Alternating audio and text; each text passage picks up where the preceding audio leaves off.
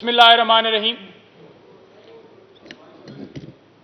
मैं ये कहना चाहूँगा, स्टार्ट मैं लूँगा कि जिसने सीसीटीवी फुटेज चुराई वो 9 मई का ज़िम्मेदार है, चाहे वो इस्लामाबाद हाई कोर्ट से हो, चाहे वो कोर कमांडर हाउस से हो, चाहे वो जिस जगह से हो।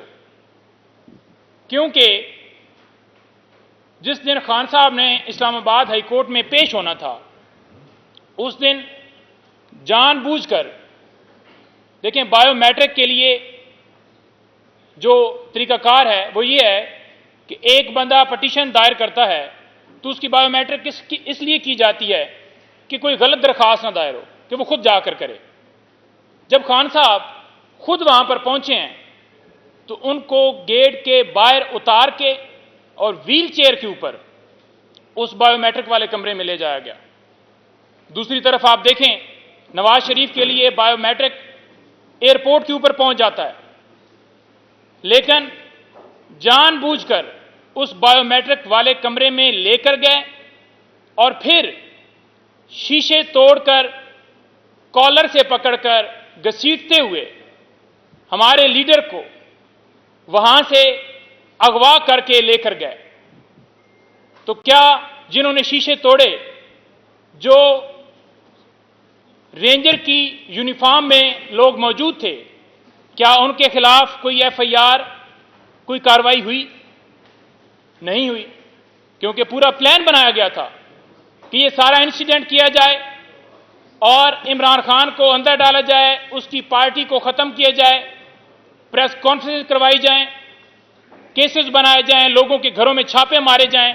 ये एक पूरा प्लान बनाया गया था। उसके बाद आप देखें, आपके सामने वीडियोस होंगी कि पंजाब की सदर डॉक्टर यास्मीन राशिदा साहबा वो कह रही हैं जी कि कोई भी कोर कमांडर हाउस के अंदर ना जाए, और वो रोकने की वाज़ेह वीडियोज हैं। लेकिन उसके बावजूद आप देख लें कि वहां पर मुख्तलिफ गाड़ियों से लोग उतर रहे थे, सादा कपड़ों में, जो उकसा रहे थे लोगों को कि आए, अंदर आए, और कैसे वो गेट खुला, ले आए ना वीडियो और शवाहिद रखे जाएं। हमने 25 मई, एक साल होने वाला है, से जुडिशल कमीशन बनाने के हवाले से सुप्रीम कोर्ट से रजू किया हुआ है। आज तक जुडिशल कमीशन क्यों नहीं बना? हम तो पहले के गए हुए हैं।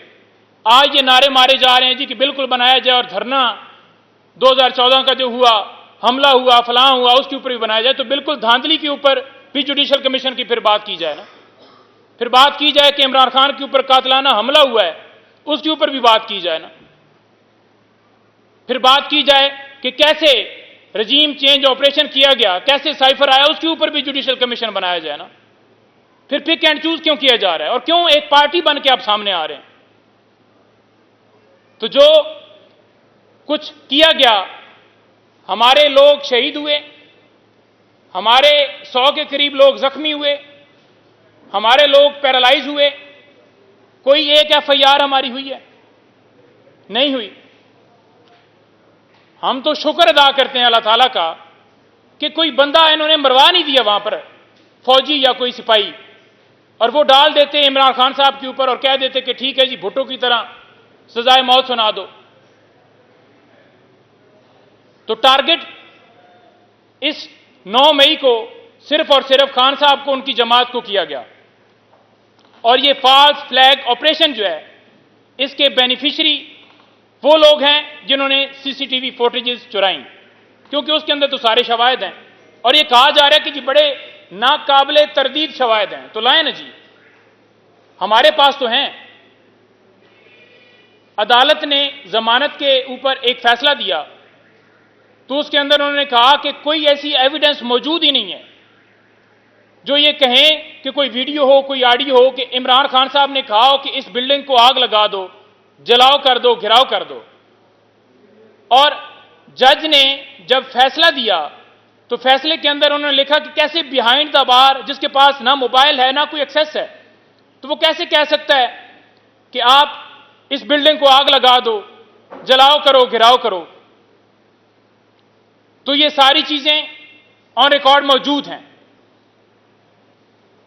हम बार बार ये मुतालबा करते हैं कि जो जुल्म सितम किया गया इस 9 मई की आड़ में, लोगों के घरों में छापे, चादर चारदीवारी का तकद्दस पामाल, और एक जुर्म के ऊपर हमेशा एक कार्रवाई होती है ना, लेकिन यहां पर पूरे पाकिस्तान में हर जगह के ऊपर मुकदमात में इमरान खान साहब को, पाकिस्तान तहरीक इंसाफ के लीडरान को नामजद कर दिया गया। जो लोग प्रेस कॉन्फ्रेंस कर गए उनके ऊपर कोई जुर्म नहीं है, वो आजाद हैं, वो बरी जिम्मा है। जो लोग इमरान खान के साथ डट के खड़े हैं, आज भी उनको फेयर ट्रायल नहीं दिया जा रहा। आज एक मुकदमे में वो रिहा होते हैं तो दूसरे मुकदमे में उठा लिया जाता है। आलिया हमजा, सनम जावेद, डॉक्टर यास्मीन राशिदा, महमूद रशीद साहब, एजाज चोई साहब, उमर सरफराज चीमा साहब, आपके सामने ये सारे लोग मौजूद हैं।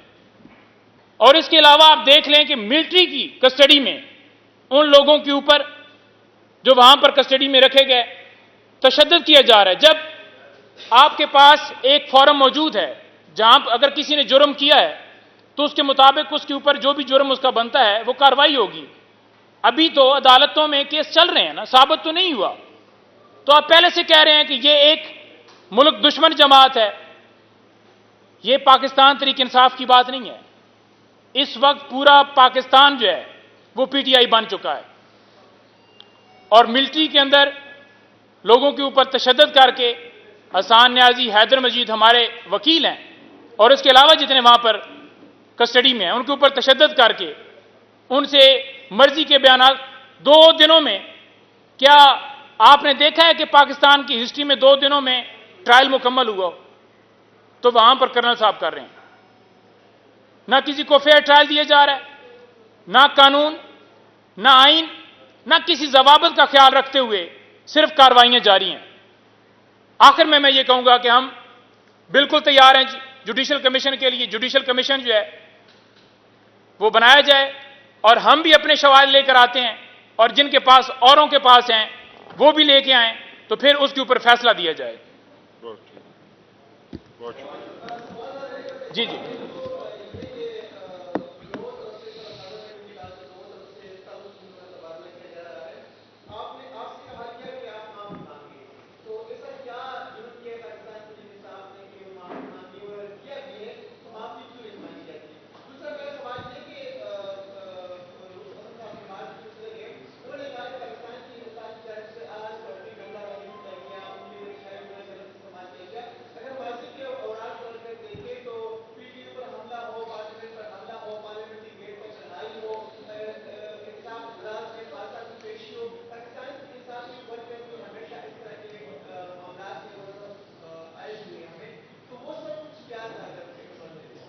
सबसे पहली बात तो आपने कहा कि क्या गलती, तो गलती जो कह रहे हैं कि माफ़ी मांगे, गलती तो उनसे पूछें कि तहरीक इंसाफ ने क्या गलती की। तहरीक इंसाफ सियासी जमात है, तहरीक इंसाफ ने जमहूरियत की बात की है और जमहूरी तौर पर इसके ऊपर जो है वो हमेशा अपना रवैया जमहूरी रखा है उन्होंने। और दूसरी जो बात आपने फरमाई उसके अंदर 18 मार्च आपको याद होगा कि किस तरह से जो है वो तहरीक इंसाफ के चेयरमैन को अदालत के अंदर मारने का प्लान किया गया था। तो वो तो आपके सामने है, आपने देखा है। तमाम ऐसे वाकयात जिनके अंदर आपने जिक्र किया, हमेशा से अवाम को प्रोवोक किया जाता है।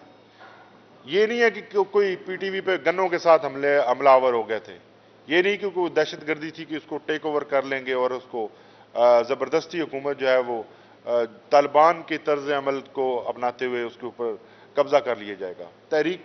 तहरीक इंसाफ हमेशा से जमहूरी अमल के ऊपर जो है वो उसका यकीन रहा है और उसी प्रोसेस को उसने फॉलो किया है।